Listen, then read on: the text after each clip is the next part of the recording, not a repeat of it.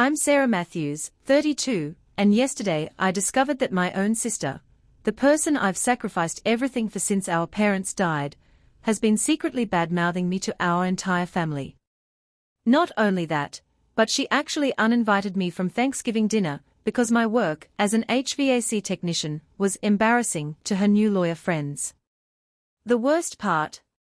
She has no idea that those student loans she's so proud of paying off, they are coming from my bank account every month. Hey guys, welcome to another real-life drama that proves family ties aren't always what they seem. Before I dive into how my world imploded yesterday, I'd love to know where you're watching from. Are you team blood is thicker than water, or team chosen family? Hit that like button if you've ever had a family member betray you, and subscribe for more stories about karma coming full circle. Trust me, you'll want to see how this one ends. Growing up in a modest suburb of Boston, my sister Elaine and I were inseparable. 4 years younger than me, Elaine was always the golden child, brilliant, charming, and ambitious. With her perfect grades and social grace, she was destined for greatness according to our parents. I, on the other hand, was practical and hands-on, preferring to fix things rather than read about them.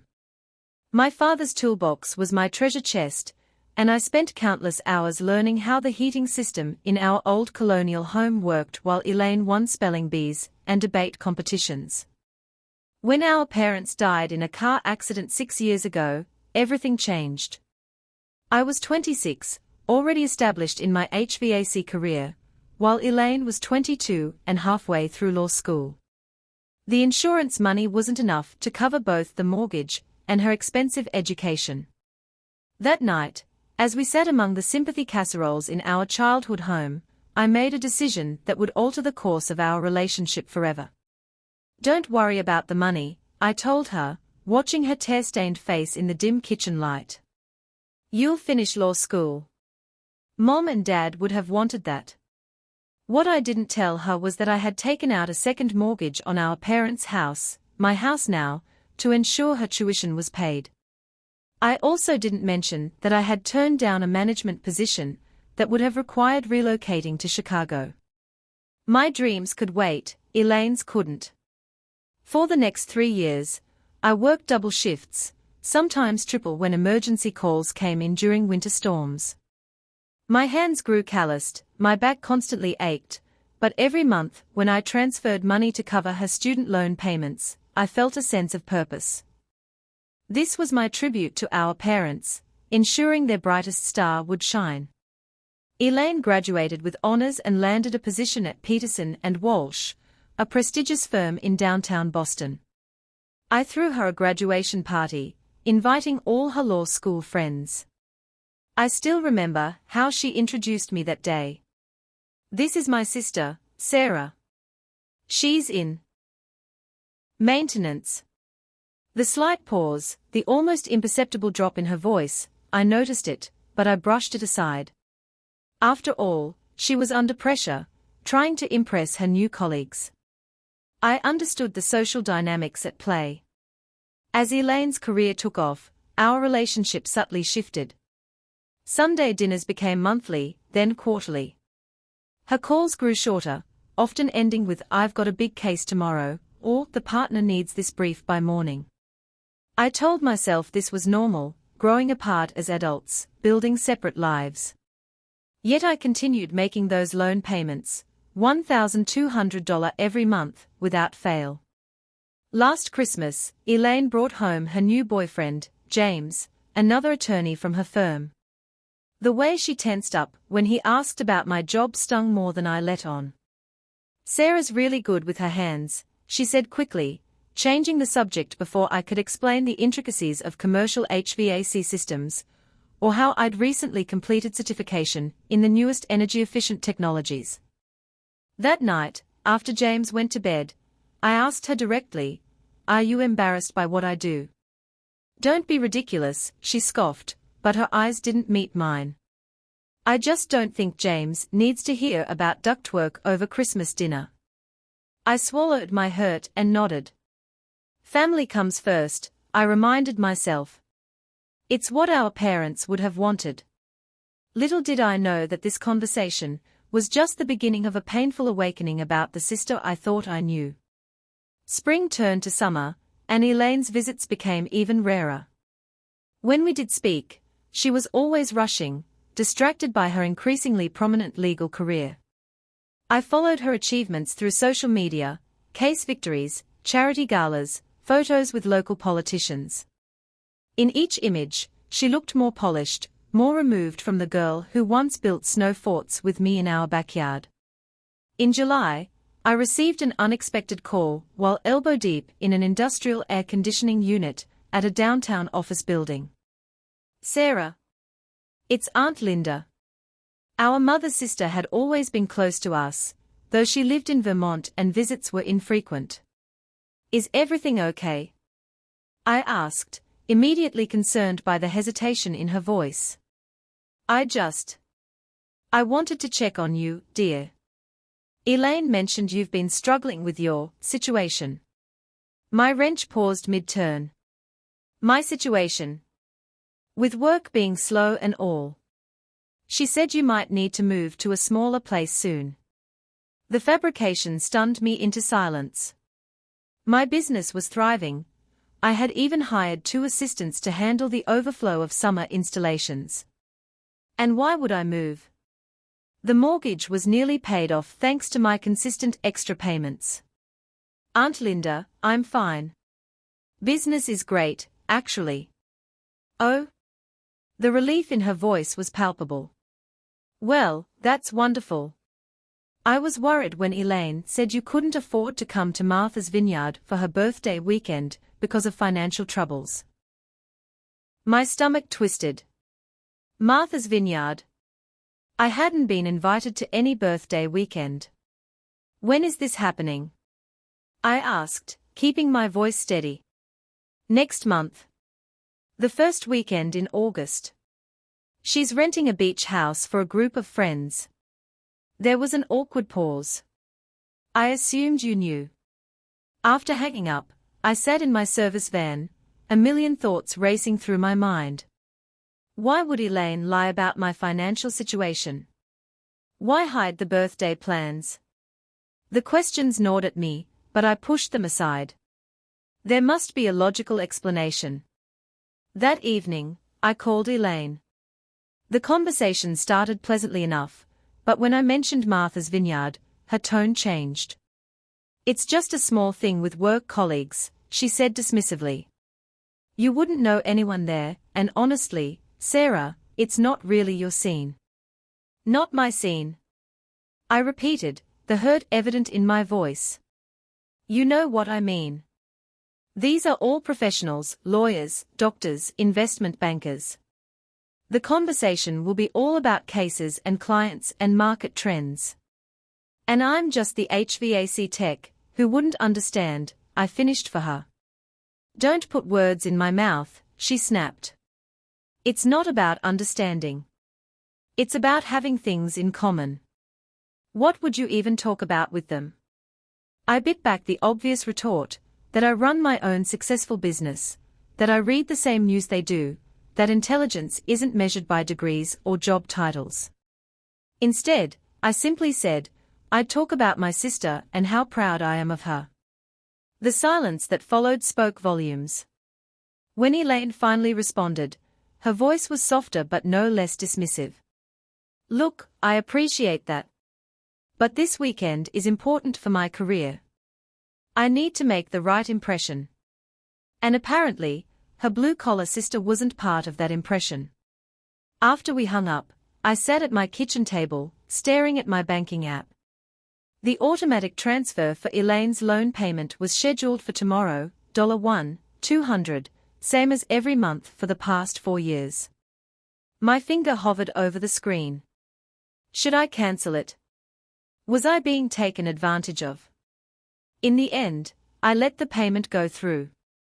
Despite everything, she was my sister, and I had made a promise, not just to her, but to the memory of our parents. Family comes first, even when it hurts.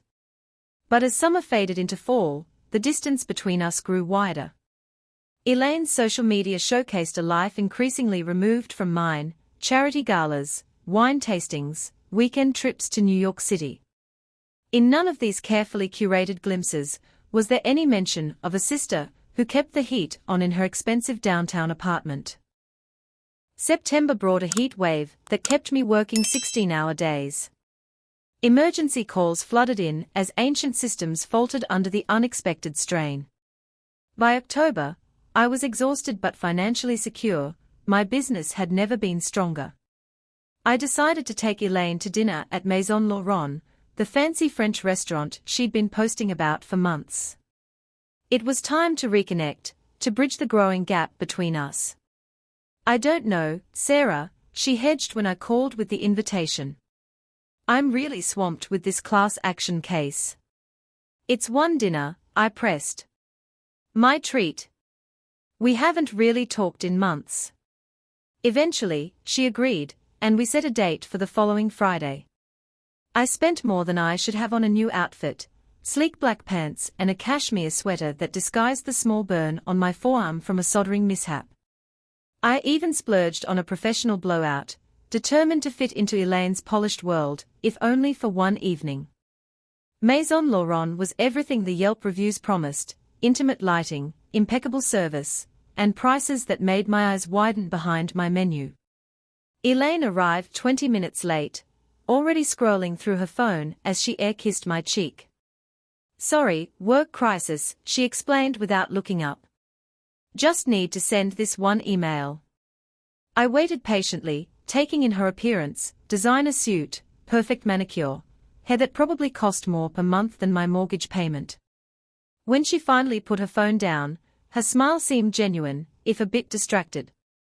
The first half hour went smoothly as we discussed neutral topics: the unseasonable weather, a new exhibit at the MFA, an update on Aunt Linda's hip replacement.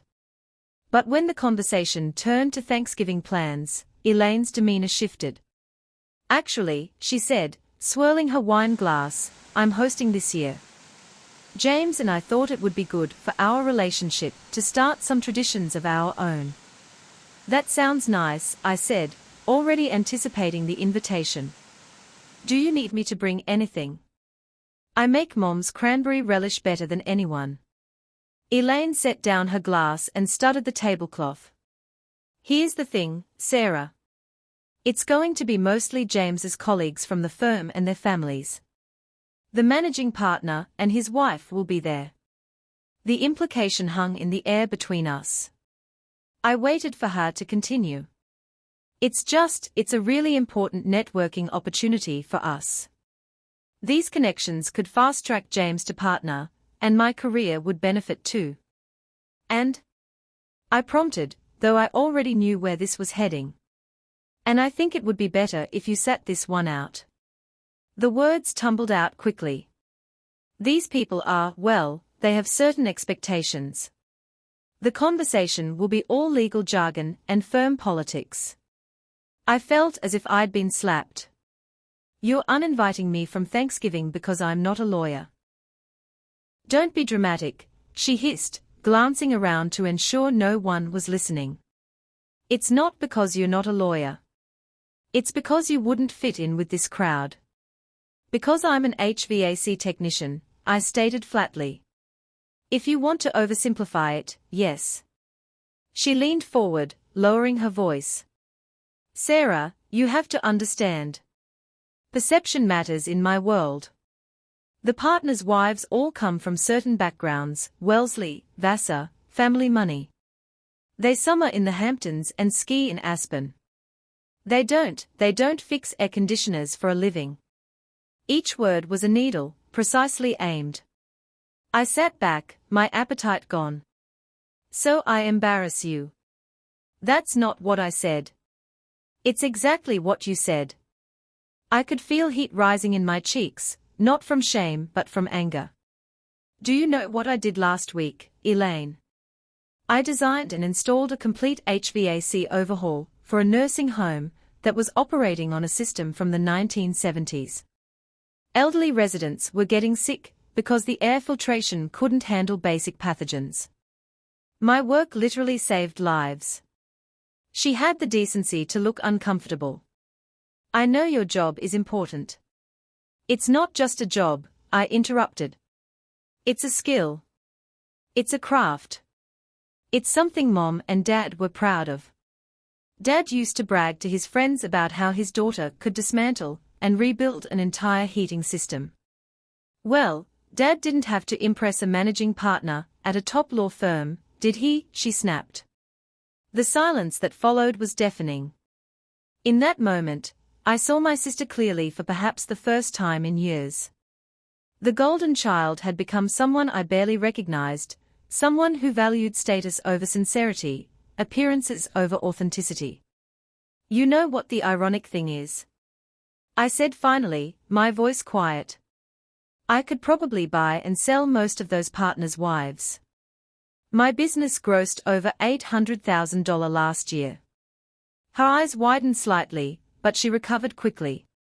It's not about money, Sarah. No, I agreed, placing my napkin on the table and standing up. It's about respect. And apparently, I haven't earned yours. I left her sitting there, the expensive meal untouched, and walked out into the crisp October night. As I drove home, the full weight of the evening settled over me. My sister, the person I had sacrificed so much for, was ashamed of me. And she had no idea that her prestigious law degree, the very foundation of her carefully constructed social facade, had been funded by the blue-collar work she so desperately wanted to hide. The weeks following that disastrous dinner were the loneliest I'd experienced since our parents' death. Elaine made no attempt to contact me, and I, nursing my wounded pride, didn't reach out either. November arrived with a bitter chill that seemed to mirror the frost between us. As Thanksgiving approached, the reality that I would be spending it alone for the first time in my life settled in like a physical weight. My phone buzzed with a text message while I was replacing a heat exchanger at an elementary school. It was from Elaine. The invitation still stands for Thanksgiving if you're willing to make an effort. James's boss's wife collects antique brooches. Maybe we could say you're in the antique business. I stared at the message, unable to believe what I was reading. She wasn't inviting me back. She was inviting a fictional version of me that would be palatable to her new social circle. The suggestion that I should lie about my profession, a career I had built with my own hands, one that supported not only myself, but had put her through law school, was the final insult. I didn't respond. Instead, I threw myself into work with renewed intensity. There's something therapeutic about physical labor when your heart is heavy, the focus required, the tangible results, the exhaustion that leads to dreamless sleep. By mid-November, I had booked myself solid through the holiday weekend. If I was going to be alone on Thanksgiving, I might as well be productive and bill at holiday rates. 3 days before Thanksgiving, I received an unexpected call from James, Elaine's boyfriend. We had never spoken one-on-one before. Sarah. It's James. I hope I'm not catching you at a bad time. I'm between jobs, I said cautiously. What can I do for you? There was an awkward pause. Look, I know things are strained between you and Elaine right now. She told me about your disagreement. Did she tell you she uninvited me from Thanksgiving because my job embarrasses her? I asked bluntly. Another pause. She mentioned there was some concern about our professional optics. Professional optics, I repeated flatly. Is that what we are calling classism these days? He cleared his throat. Actually, that's part of why I'm calling. I don't agree with how Elaine handled this.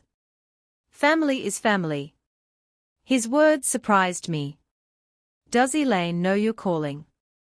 No, he admitted. And I'd appreciate if you kept this between us. But there's something you should know. My heart rate picked up. What is it? Elaine's been struggling at work. The firm is going through some downsizing, and her position isn't as secure as she lets on.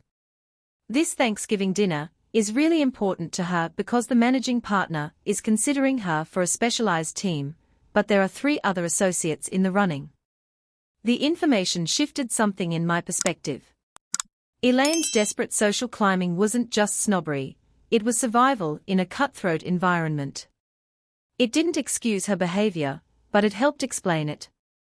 "Why are you telling me this?" I asked.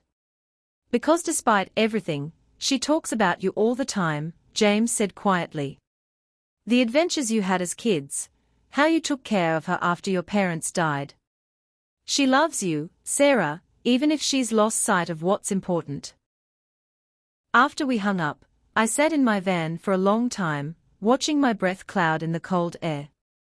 The pain of Elaine's rejection was still raw, but now it was tinged with something else, a sadness for the person she felt she needed to become to succeed. That evening, as I was paying bills online, I paused at the monthly transfer to Elaine's student loan account.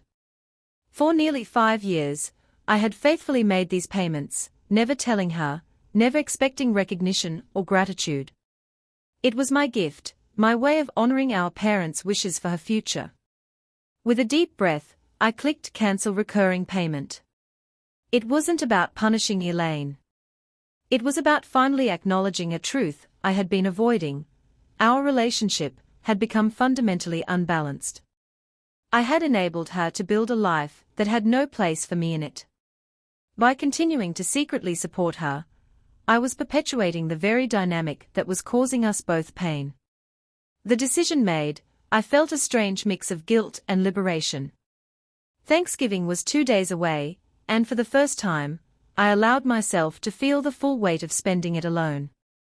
No family, no traditions, no connections to the past we had shared.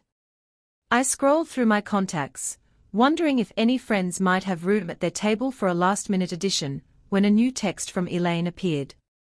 "I need to talk to you. It's important. Can you come to my place tonight? Hey everyone, can you believe what's happening right now? I'm at a crossroads that many of you might recognize from your own family dramas. Have you ever had to choose between your self-respect and maintaining a relationship with someone who doesn't value you? I'd love to hear your thoughts in the comments. If you're finding my story relatable, please hit that like button, it helps more than you know during difficult times like these. And if you're new here, consider subscribing for the conclusion of this family saga. I promise the way this all unfolds is something you won't want to miss. Now, let me tell you what happened when I went to Elaine's apartment that night. I stood outside Elaine's sleek downtown apartment building, debating whether to go in. The doorman recognized me and nodded as I approached, but I hesitated at the entrance. What more could Elaine possibly have to say? Would this be another lecture about appearances? Another thinly veiled suggestion that I should hide who I am? My phone buzzed again. "Are you coming? It's really important." With a deep sigh, I pushed through the revolving door and took the elevator to the 12th floor. Elaine's apartment, a modern one-bedroom with floor-to-ceiling windows and a view of the Charles River, always made me acutely aware of the different paths our lives had taken. My modest colonial house in the suburbs felt worlds away from this urban sophistication. She opened the door before I could knock, her face drawn and eyes red-rimmed. Gone was the polished lawyer in designer clothes. Instead, she wore sweatpants and an old Boston University t-shirt, her hair pulled back in a messy ponytail. "Thanks for coming," she said, stepping aside to let me in. The apartment was uncharacteristically disheveled, files spread across the coffee table, take-out containers on the kitchen counter, a half-empty bottle of wine next to a single glass. Something was definitely wrong. "What's going on?"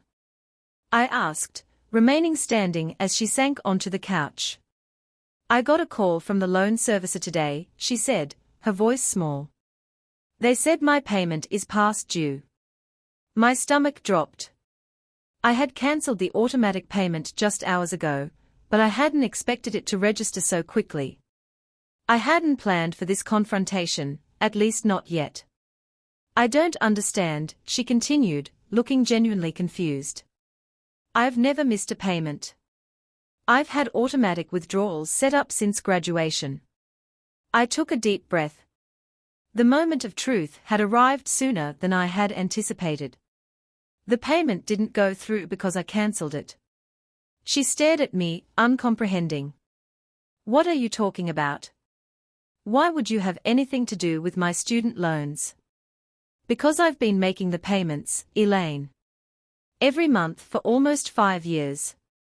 The silence that followed was deafening. I watched as confusion, disbelief, and then dawning realization crossed her face. That's not possible, she whispered. The money comes out of my account automatically.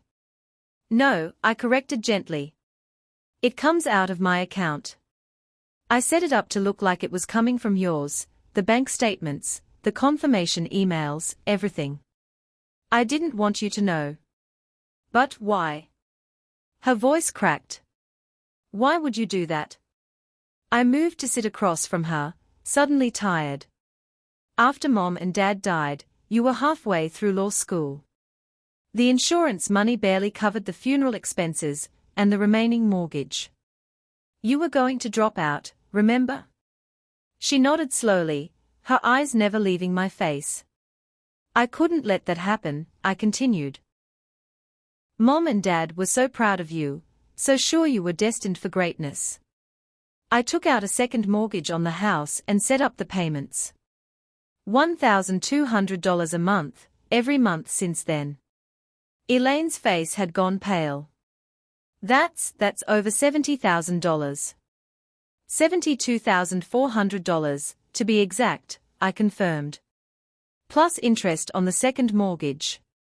She stood up abruptly, pacing the small living room. But you never said anything. All this time, you let me think that you were doing it all on your own. Yes. I met her gaze steadily.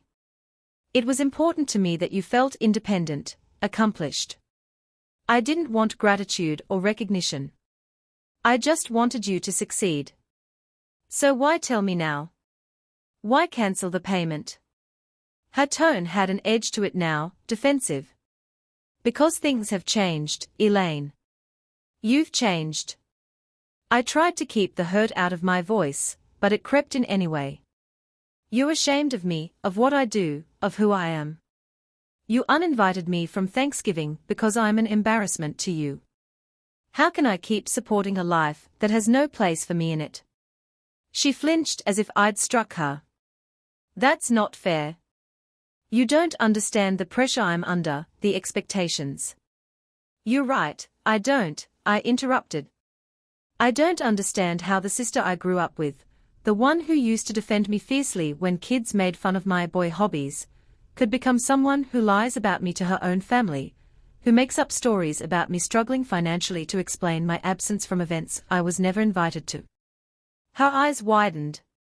How did you? Aunt Linda called me, concerned about my situation. Apparently, I couldn't afford to come to your birthday weekend at Martha's Vineyard. I couldn't keep the bitterness from my voice. Funny, since I was never invited in the first place. Elaine sank back onto the couch, covering her face with her hands. When she spoke, her voice was muffled. I didn't know what to tell them. Everyone was bringing significant others or family members. It would have looked strange if I didn't invite my only sister. So instead of just inviting me, you lied about me being too poor to attend. I shook my head in disbelief. Do you have any idea how that made me feel when I found out? And then at dinner, when you said I couldn't come to Thanksgiving because I wouldn't fit in with your lawyer friends. I never said you wouldn't fit in, she protested. You suggested I pretend to be in the antique business. I shot back. You're so ashamed of what I do that you'd rather I lie than just be myself. Elaine stood up again, her composure cracking. You don't get it, Sarah. The legal world is all about pedigree, connections, the right schools, the right background.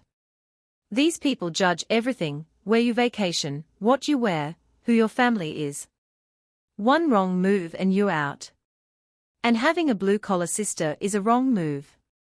I asked quietly. She didn't answer immediately, which was answer enough. You know what I realized tonight? I continued. I've been enabling this. By secretly paying your loans, by stepping back when you started your fancy new life, I've been complicit in building this wall between us. I thought I was helping you, but maybe I was just helping you become someone who values status over sincerity.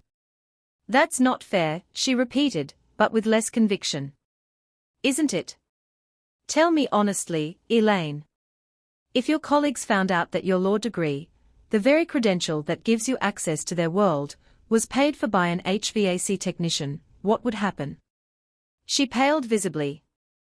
It wouldn't change anything about my abilities as a lawyer. But it would change how they see you, I pressed. And that terrifies you, doesn't it? The truth hung in the air between us, uncomfortable and undeniable. I didn't ask you to pay my loans, she finally said, her voice small. No, you didn't. I chose to do it because I love you. Because I believed in you. I stood up, suddenly eager to be gone. But I can't keep investing in a relationship where I'm treated like a dirty secret. So what now? She asked, and for the first time that evening, I saw a glimpse of the vulnerable sister I'd grown up with. You just stop paying and walk away. The payment is already stopped, I confirmed. As for walking away, that's up to you. I'm still the same person I've always been, the sister who would do anything for you, who values family above all else. But I won't be hidden away, or asked to pretend I'm something I'm not. I moved toward the door, but paused with my hand on the knob. For what it's worth, I hope you get that position on the specialized team. James told me about the downsizing at the firm. Surprise flashed across her face. James called you. He cares about you. And despite everything, so do I. I offered a sad smile. Happy Thanksgiving, Elaine. As I closed the door behind me, I heard a choked sob from inside the apartment. Part of me wanted to go back, to comfort her as I had so many times throughout our lives. But another part, the part that had finally found its voice, knew that this time, healing couldn't come from me. It had to come from Elaine herself. The drive home was surreal. 5 years of secret support had come to light in one explosive evening. What would happen now? Would Elaine take over the loan payments herself? Would our relationship recover from this revelation, or was this the beginning of a permanent estrangement? As I pulled into my driveway, my phone buzzed with a text. I expected it to be from Elaine, perhaps an angry recrimination, or a tearful apology. Instead, it was from my assistant, Mike. Emergency call just came in. Heating system complete failure at Sunshine Senior Living. Temp dropping fast. Can you respond? I sighed, exhaustion washing over me. It was nearly midnight, freezing outside, and I had just been through one of the most emotionally draining experiences of my life. But somewhere across town, elderly residents were getting colder by the minute. Without hesitation, I texted back, on my way. This was who I was, someone who showed up when needed, who fixed what was broken, who didn't leave vulnerable people in the cold. And for the first time in years, I felt completely certain that this was exactly the person I wanted to be. Thanksgiving Day dawned clear and cold. I had been up most of the night at Sunshine Senior Living, diagnosing and repairing their ancient boiler system. By the time I finished at 6 a.m., heat was flowing again, and the grateful facility director had pressed a generous check into my hand along with a container of homemade pumpkin bread from the kitchen staff.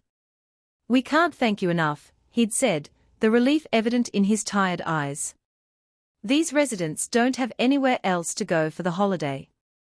You saved Thanksgiving for 43 people tonight. Those words stayed with me as I drove home in the pale morning light. While Elaine was preparing to impress law partners with her table settings and conversation, I had spent the night doing work that made an immediate, tangible difference in people's lives. There was dignity in that, a dignity that no social climbing could ever provide. After a quick shower and a few hours of much-needed sleep, I woke around noon. The house felt unusually quiet, the silence punctuated only by the gentle hum of the heating system I had meticulously maintained. No delicious smells wafted from the kitchen, no football game played on the TV in the background. For the first time in my adult life, I had no Thanksgiving plans. I was contemplating whether to heat up a frozen dinner when my doorbell rang. Puzzled, I wasn't expecting anyone. I opened the door to find Mike, my assistant, standing on the porch with a casserole dish. "Happy Thanksgiving, boss," he said with a grin. "Maria sent her famous green bean casserole. Said you worked too hard last night to spend the holiday alone." Before I could respond, another car pulled into my driveway. It was Jenny, the receptionist from my office, along with her husband and 2 teenagers.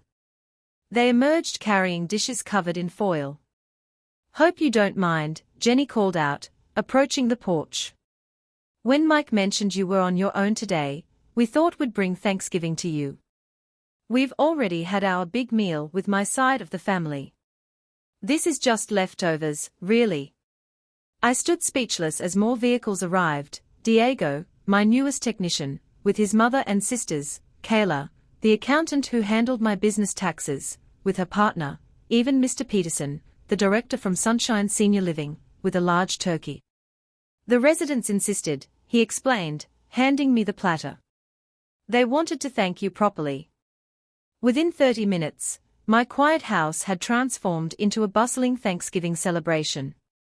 People moved furniture to create a makeshift dining area, plates and utensils appeared from various vehicles, and the kitchen became command central for reheating dishes. As I watched this impromptu gathering take shape, my phone buzzed with a text from Elaine. "I hope you're not spending today alone because of me." I looked around at the people filling my home. Not lawyers or executives, but hardworking individuals who valued skills over status, authenticity over appearances. I texted back, "I'm surrounded by people who appreciate me exactly as I am. I hope you can say the same." There was no response. The meal was unlike any Thanksgiving I had experienced before, louder, more chaotic, with mismatched plates and folding chairs borrowed from neighbors. Stories flowed freely, laughter echoed through rooms usually silent, and for the first time in years, I felt truly seen and valued. As we finished dessert, 3 different pies and a flan that Diego's mother had insisted I try, my phone rang. It was James. Stepping onto the back porch for privacy, I answered, "Happy Thanksgiving, Sarah."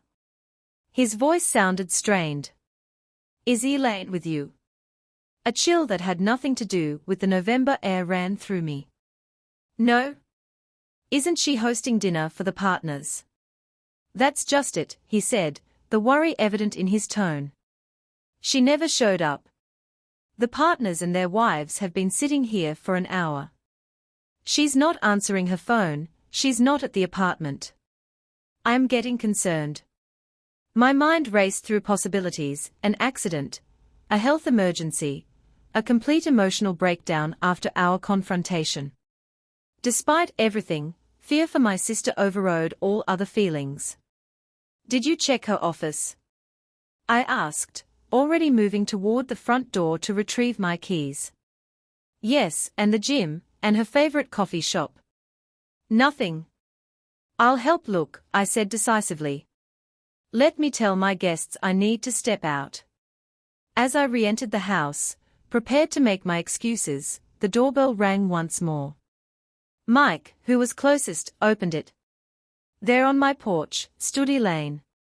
Her carefully styled hair was disheveled, her makeup smudged with tears, and instead of the designer outfit she'd planned for her sophisticated dinner, she wore jeans and a sweatshirt, my sweatshirt, actually, one she'd borrowed years ago and never returned.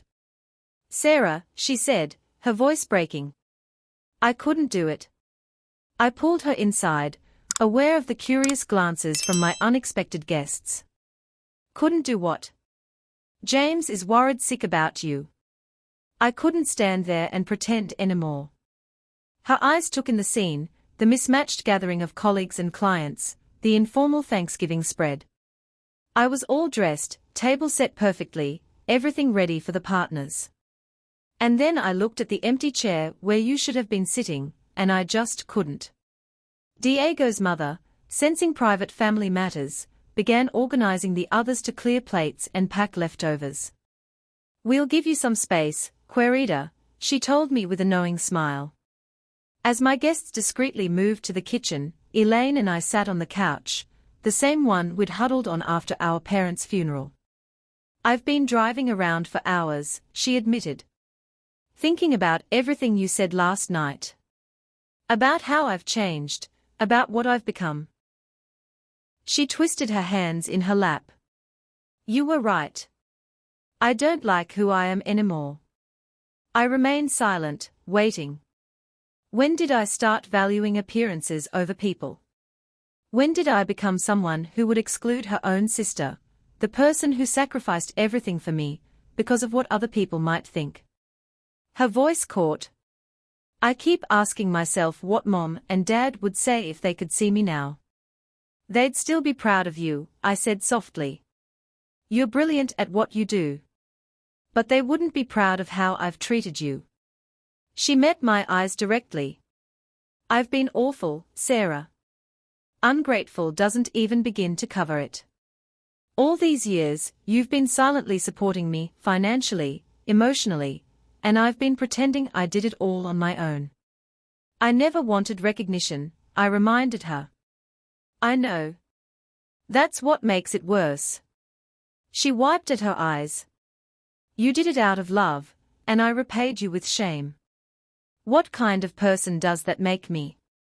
Before I could answer, my phone buzzed again, James, still frantically searching for Elaine. I quickly texted him that she was safe with me. I told them all I was sick, Elaine said, watching me type. The partners, their wives, everyone waiting at my apartment. Just sent a group text and turned off my phone. So unprofessional. She gave a hollow laugh. I'll probably be fired on Monday. Or they'll understand that people get sick on holidays, I countered. She shook her head. It doesn't matter anymore. I'm done pretending. What do you mean? I called the loan servicer this morning, she said. They explained how the payments have been coming in, showed me the account details. 5 years of your hard-earned money, Sarah. Why didn't you tell me? I shrugged, uncomfortable with her gratitude. You needed to finish school. It was important to Mom and Dad. But at such cost to yourself. She looked around my modest living room. You could have used that money for so many things. A better house, vacations, investments. I invested in you, I said simply. And until recently, I never regretted it. Her face crumpled. I'm so sorry. I got so caught up in trying to prove myself, in fitting into this world that never quite felt right, that I lost sight of what matters. She took a deep breath. I took over the loan today. Set up payments from my account, my real account this time. And I've been thinking about making a change. What kind of change? I hate corporate law, she admitted, the words tumbling out as if she'd been holding them back for years. The politics, the posturing, the constant pressure to be someone I'm not. I've been miserable, but I kept telling myself it would get better once I made partner, once I achieved enough status. And now I realize that no amount of status is worth becoming someone who would exclude her own sister from Thanksgiving. She reached for my hand. The public defender's office has an opening. The pay is terrible compared to the firm, but the work is meaningful. I could help people who really need it, make a difference like you do every day. I squeezed her hand, surprised and touched by this glimpse of the idealistic sister I remembered. Are you sure? It's a big change. I've never been more sure of anything. For the first time since she'd arrived, Elaine smiled, a genuine smile that reached her eyes. Well, that and one other thing. What's that? That I want my sister back in my life. Properly this time. She looked around at the remains of my impromptu celebration. These people came because they value you, because you've touched their lives in meaningful ways. That's real success, Sarah. That's what I want. Before I could respond, Diego poked his head in from the kitchen. Boss? Sorry to interrupt, but we've got dessert round 2 ready if you ladies want to join us. My mama's flan is legendary. Elaine looked at me questioningly. Elaine, these are my friends, I said, standing and pulling her up with me. The HVAC tech, the receptionist, the accountant, the nursing home director, all people who wouldn't fit at your fancy dinner table. They seem wonderful, she said softly. They are. And so am I. I met her gaze steadily. And so are you, when you're not trying to be someone else. She nodded, understanding the unspoken condition of forgiveness. I'd love some legendary flan, she said, loud enough for Diego to hear. As we moved toward the kitchen, Elaine whispered, Do you think they'll mind if I call James to join us? He was actually looking forward to meeting your friends. The real ones? I asked with a raised eyebrow. She had the grace to blush. Yes. The real ones. Including my real sister, the HVAC tech, who saved 43 Thanksgivings last night, while I was worrying about napkin arrangements. I put my arm around her shoulders, feeling a knot of tension I'd carried for years finally begin to loosen. Call him. There's plenty of food, and we've got a lot to be thankful for. A month has passed since that transformative Thanksgiving, and the changes in our lives have been both subtle and profound. Elaine did indeed apply for the position at the Public Defender's Office, and to her surprise, her corporate law experience made her an exceptionally attractive candidate. She starts in January, taking a significant pay cut, but gaining something far more valuable, purpose and authenticity. The firm partners were surprisingly understanding about her abrupt cancellation of Thanksgiving dinner. As James later told me, one of the senior partners had actually expressed relief. His wife had been dreading another stuffy networking event disguised as a holiday. Perhaps most surprisingly, when Elaine returned to work the following Monday and openly shared her career change plans, she discovered she wasn't alone in her dissatisfaction. 2 other associates confessed they'd been considering similar moves, but had been afraid to step off the prescribed path to success. One even asked for her help connecting with the Public Defender's Office. It seems Elaine wasn't the only one wearing a mask that didn't quite fit. As for me, my business continues to thrive. Last week, I hired a 4th technician, a young woman straight out of technical school who reminds me of myself at that age, eager to prove that gender has nothing to do with mechanical aptitude. Elaine helped me draft a business expansion plan, leveraging her legal knowledge to help me secure a small business loan for new equipment and a proper office space. The loan paperwork sits on my kitchen table now, awaiting my signature. It's a fraction of what I spent on Elaine's education, but this time, the investment is openly acknowledged, discussed, and celebrated between us. Today is Christmas Eve, and I'm hosting dinner for the first time in years.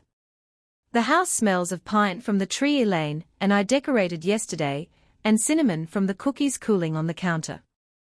The guest list is an eclectic mix: my employees and their families, James and a few of his non-law firm friends, Aunt Linda, who's driving down from Vermont, and even Mr. Peterson from Sunshine Senior Living, who has become something of a regular visitor since Thanksgiving. Elaine arrives early, arms full of carefully wrapped packages. She looks different these days, still put together, but less rigid, her smile coming more easily, her laugh more frequent. The designer clothes have mostly been relegated to the back of her closet, replaced by outfits that suggest comfort rather than status. "Merry Christmas, sis," she says, setting down her packages to give me a proper hug. Need help with anything? You can chop these vegetables for the stuffing, I suggest, pointing to the cutting board. She rolls up her sleeves and gets to work without hesitation. Another change from the sister who once claimed cooking was not her thing. As we work side by side in comfortable silence, I reflect on how far we've come in such a short time. I paid off the loan, she says suddenly, knife pausing mid-chop. I look up from the turkey I'm preparing. What? My student loans. I paid them off. She resumes chopping, a small smile playing at her lips. I sold my apartment. You what? I am genuinely shocked. Elaine loved that apartment with its stunning views and prestigious address. I don't need all that space or the status it represented, she explains. I found a cute little place closer to the public defender's office, still nice, but about a third of the cost. The equity from selling the downtown apartment was enough to pay off the remaining loan balance and still have a decent down payment. Wow, I manage, trying to process this dramatic change. That's amazing, Elaine. It felt right, she says simply. Clean slate, fresh start. No more pretending to be someone I'm not, no more debt that someone else has been silently carrying for me. I'm touched by the symbolism of her gesture, the physical and financial unburdening that mirrors our emotional one. Besides, she continues with a mischievous glint in her eye, I've been thinking about a different kind of investment. Oh? What would you think about taking on a silent partner in your HVAC business? Someone with legal expertise who could help with contracts, compliance, maybe some marketing strategy. I set down the basting brush, giving her my full attention. Are you serious? Completely. I've been looking over your financials, with your permission, of course, and your growth potential is incredible. With some strategic expansion, you could double your client base within 2 years. Her eyes are alight with the same enthusiasm she once reserved for legal briefs. Plus, I've been learning about green energy incentives for HVAC systems. There's a whole market there you haven't even tapped yet. I laugh, delighted by this unexpected turn. Who are you, and what have you done with my status-obsessed sister? She grins, unbothered by the teasing. Let's just say I've had a radical perspective shift. Success looks different to me now. She gestures around the kitchen, at the modest home filled with warmth and genuine connection. This is success, Sarah. What you've built, not just a business, but a life of meaning and integrity, that's what I want. The doorbell rings, signaling the arrival of our first guests. Before I go to answer it, I pull Elaine into another hug. I'm proud of you, I tell her, words I've said many times over the years, but never with such wholehearted sincerity. Mom and Dad would be too, not because of your fancy degree or your career, but because of who you're choosing to become. She hugs me back fiercely. I'm proud of us, she corrects. For finding our way back to each other. As our home fills with guests. A vibrant mixture of professionals and blue-collar workers, old friends and new connections. I watch Elaine move comfortably among them, genuinely interested in Diego's mother's flan recipe, discussing HVAC certifications with my new female technician, helping Aunt Linda find a comfortable seat by the fire.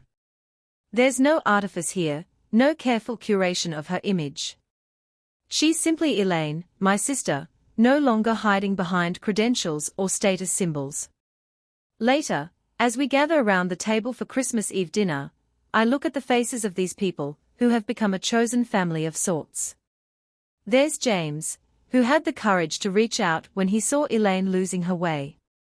Diego and his warm, welcoming family who taught me that celebrations don't need to be perfect to be meaningful. Mike and Jenny from my office, whose loyalty reminds me daily that respect is earned through actions, not accolades. And Elaine, my sister, who had to lose herself in order to find her way back to what matters. As I raise my glass for a toast, I'm struck by the beautiful symmetry of our journey. 5 years ago, I made a silent sacrifice to help Elaine build the life she thought she wanted. Today, we are both investing in something far more valuable, a relationship based on mutual respect, honesty, and appreciation for who we truly are. To family, I say simply, looking directly at Elaine. The ones we are born with and the ones we choose. To family, everyone echoes, glasses clinking in the warm light. Later, after the dishes are cleared and guests have departed, Elaine and I sit by the Christmas tree, mugs of hot chocolate in hand, just as we did as children. I've been thinking, she says, watching the twinkling lights. Remember how Mom used to say that true success isn't about what you have, but about who you are when no one's watching? I nod, the memory bittersweet but precious. I think I finally understand what she meant. Elaine's voice is soft but certain. All those years trying to impress people who didn't really matter, when the person who mattered most, the one who showed up every time, who sacrificed without complaint, who loved me unconditionally, was right here all along. I just couldn't see it. Well, I say with a smile, sometimes even smart lawyers need a wake-up call. She laughs, leaning her head against my shoulder.